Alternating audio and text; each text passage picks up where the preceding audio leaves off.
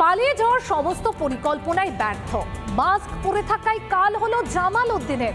3 দিন গা ঢাকা দেওয়ার পর শুক্রবার রাতে পুলিশের জালে ধরা পড়ে জামাল উদ্দিন। পালানোর পর থেকে ডেরা বদল করতে থাকে বারবার, এমনকি মোবাইলের নম্বরও পাল্টে ফেলে। ঘুটিয়ারি শরীফ, বিধাননগর, সোনারপুর, ডানকুনিতে গা ঢাকা দিয়েছিল, তবে কোনোভাবেই শেষ রক্ষা হলো না।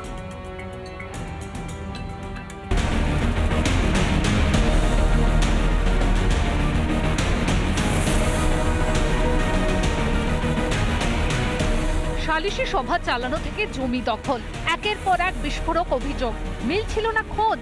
অবশেষে শুক্রবার রাতে পাকড়াও হয় সোনারপুরের জামাল উদ্দিন। শনিবার জামাল উদ্দিনকে তোলা হয় বারুইপুর আদালতে। দুপুর 11:15 নাগাদ সোনারপুর থানা থেকে বের করে নিয়ে যাওয়া হলো বারুইপুর মহকুমা আদালতে। তার বিরুদ্ধে চক্রান্ত করা হয়েছে বলে অভিযোগ জামাল উদ্দিনের। যারা এটা করেছে তারা তাদের বিরুদ্ধে হাইকোর্টে মামলা করেছি।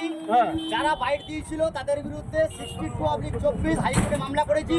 সরকারি জায়গার উপর তারা সবাই বাড়ি করে বসে আছে। তার প্রতিশোধ নেওয়ার জন্য আমাকে ফাঁসানো হয়েছে। জামালউদ্দিন সর্দারকে ইতিমধ্যেই নিয়ে আসা হলো বারুইপুর মহকুমা আদালতে। আগে আমরা দেখেছি যে সোনারপুরের সাঙ্গুরে তার যে বিশাল প্রাসাদোপম বাড়ি, সেই বাড়ি ঘিরে একাধিক কিন্তু রহস্য দানা বেঁধেছে এবং একই সঙ্গে যে মহিলার ওপর নির্যাতন করা হয়েছিল, যিনি নির্যাতিতা হয়েছিলেন, তিনি যেমনটা জানিয়েছিলেন যে বাড়ির ভিতরেই শিকল বেঁধে মহিলাদের উপর অত্যাচার করা হতো। কিন্তু সেই সমস্ত অভিযোগ কার্যত অস্বীকার করলেন জামালউদ্দিন সর্দার। আপনি কি সালিশি সভা বসাতেন? এটা সম্পূর্ণ চক্রান্ত করে আমাকে ফাঁসানো হয়েছে, সম্পূর্ণ চক্রান্ত। মহিলাও তো অভিযোগ করছে, সবই লস্করে সম্পূর্ণ চক্রান্ত। জামাল উদ্দিনের মুখে সমীর নস্করের নাম। সমীর নস্কর নামে সোনারপুরের এক বাসিন্দা চক্রান্ত করে তাকে ফাঁসিয়েছে বলে অভিযোগ জামালের। আমার সর্দার বলছে আমি নাকি মিথ্যে কেসে ফাঁসি। ওর বিরুদ্ধে ভুরি ভুরি অভিযোগ, এইগুলো আমি প্রতিবাদ করেছি, এইগুলো প্রশাসনের কাছে তুলে ধরেছি। এইসব করে আজকের বেকার একটা জামাল সাইকেল চুরি করতে করতে আজকের কোটি কোটি টাকার মালিক হয়ে গেছে। এইসব অভিযোগ তো করবে প্রশাসন, এগুলো তদন্ত করে দেখুক। ধরা পড়ে শাহজাহানের মতোই মুখে চক্রান্তের তত্ত্ব জামাল উদ্দিনের। একের পর এক কুকীর্তি, এভাবে পিঠ বাঁচাতে পারবেন জামাল উদ্দিন? বরুণ হালদার ও এলিনা ভট্টাচার্যের রিপোর্ট, রিপাবলিক বাংলা।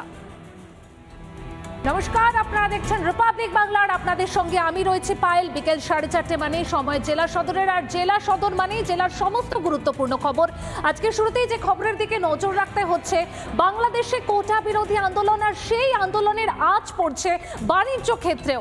আমদানি রপ্তানি পরিষেবা বন্ধ হয়ে গেছে দু দেশের মধ্যে। সার দিয়ে দাঁড়িয়ে রয়েছে ট্রাক সীমান্ত লাগোয়া এলাকায়। আর অন্যদিকে বাংলাদেশে ভারতের যে সমস্ত পড়ুয়ারা রয়েছে আশঙ্কায় তারাও ফিরে আসছে। সব মিলিয়ে গোটা পরিস্থিতিটাই উদ্বেগ তৈরি করছে। দেখুন,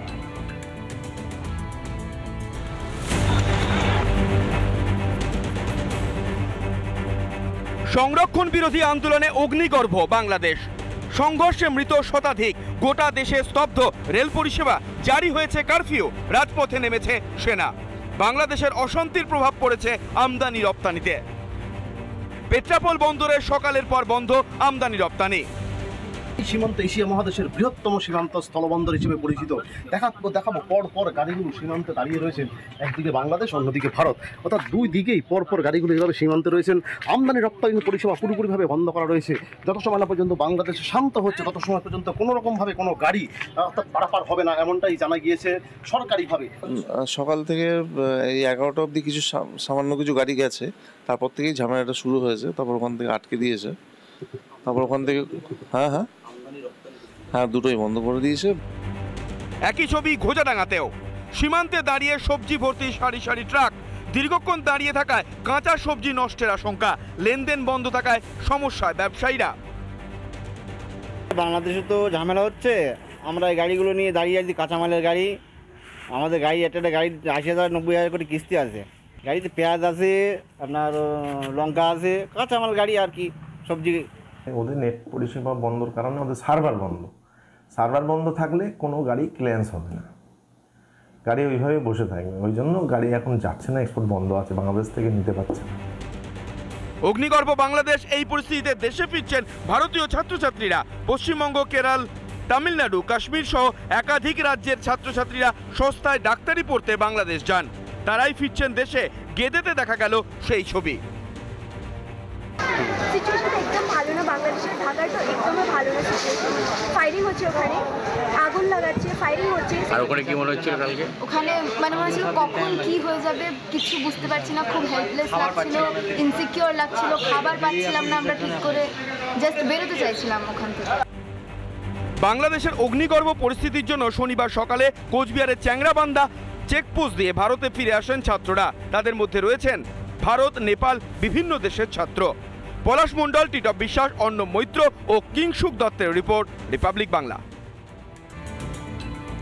চলুন এবার একটু পশ্চিম মেদিনীপুর জেলার দিকে নজর রাখি। 3 বছর ধরে ভাঙাচোরা সেতু দিয়েই প্রাণ হাতে করে যাতায়াত করছেন চন্দ্রকোনার বাসিন্দারা। আর তার ফলে কি হচ্ছে? প্রায় ঘটছে দুর্ঘটনা। বছরের পর বছর এইভাবেই পড়ে রয়েছে কাঠের সেতু। কেন সেতু সংস্কারে গাফিলতি প্রশাসনের?